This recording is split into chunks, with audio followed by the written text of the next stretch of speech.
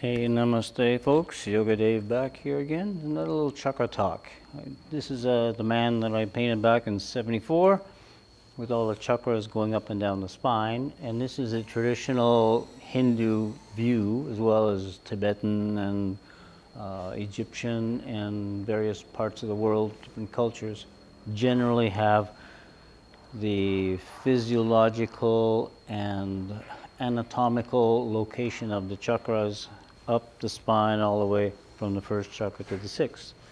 So Muladhara, Swadhisthana, Manipura, Anahata, Vishuddha, and Ajna in this alignment. Now this is the Eastern view. Now I'm going to show you the North American view all the way down to the Mayan people, where they were looking at the chakras from this perspective. And from this perspective, it's in your mind, and where are you going in your mind? So now we go into a brief view, little schematic overlay of that, all of which is part of the teacher's training and the master's training here at Pyramid Yoga. Mastering your mind is really the biggest purpose of our life and what we should be working on. That's part of our education in yoga. Yoga is the way of accomplishing this mastery. Mastery of the body, mastery of the energy, emotions, and mind. So let's look at the Native American perspective.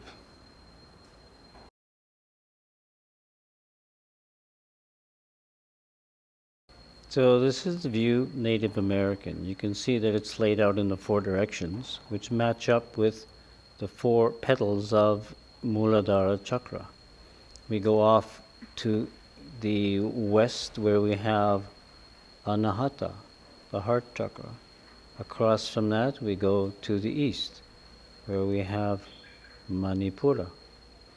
Back to center, and then we go to the south and we have our Swadhisthana.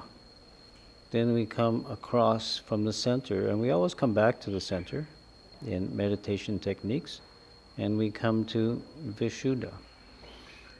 These are the directions of the mind, and as the chakras have a strong influence on the mind, with the energy that goes down to the body for empowerment of glands and organs, when that energy comes to the mind, it stimulates thoughts about our relationships, feelings about relationships, emotions.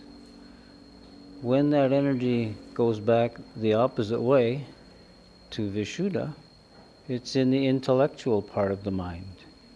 And we have here the thought process, our belief system, so many ideas and possibilities, quite different from Swadhisthana, which is much more emotionally engaged. The intellect is much cooler, almost to the point of being coldly intellectual. Coming back to the center, first chakra, ourself, how are we feeling in our body here and now? Then we go to another polarity of the east and the west chakras, Manipura, Anahata.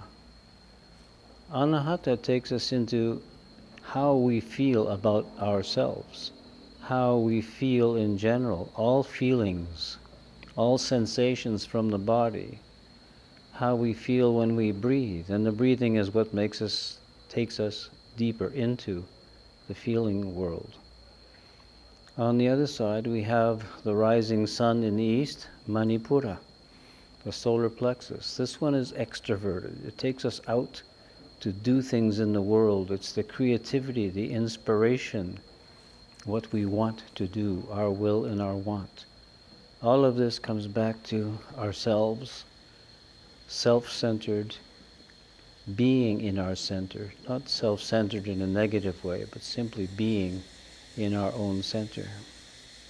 This is where we come back to. This first chakra is the ground. Then we have east, west, south, north, the earth chakra, the ground, and the sixth chakra is where we are perceiving this from. It's up above, it's the sky above.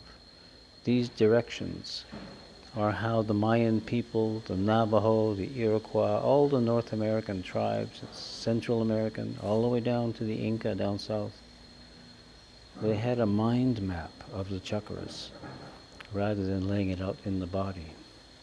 Something to contemplate. The wisdom of these ancient cultures was amazing.